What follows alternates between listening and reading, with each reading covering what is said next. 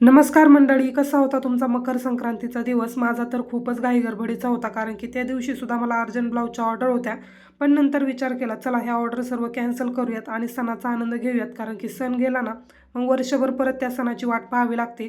त्यासाठी order cancel झाल्यानंतर फक्त आवरून सावरून मी स्वयंपाक वगैरे केला आणि त्यानंतर एकही ब्लाऊज स्टिच केला नाही. सणांच्या दिवशी जसे टेलर लोकांचे हाल होतात ना, तसेच ब्युटिशियनचे सुद्धा होत असणार असं मला नक्की वाटतं. तुम्हाला काय अनुभव आहे ते माझ्यासोबत नक्की शेअर करा.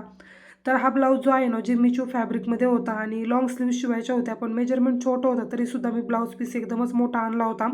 लाँग स्लीव्ज असल्यामुळे अस्तरसुद्धा जास्त लागतं.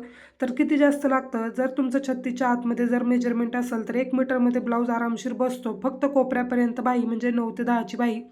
तर अशा प्रकारचा ब्लाऊज जो आहे तो स्टिच झालेला आहे. पाठीमागून बोटनेक आणि समोरून सुद्धा बोटनेक शेपच पाहिजे होता. प्रिन्सेस कट होता आणि एकदम छान असं फिनिशिंग आलं होतं. शिवायला थोडंसं जिम्मीचू फॅब्रिक प्रॉब्लेम देतं, पण तरी पण चला छान ब्लाऊज तयार झाला. बाय.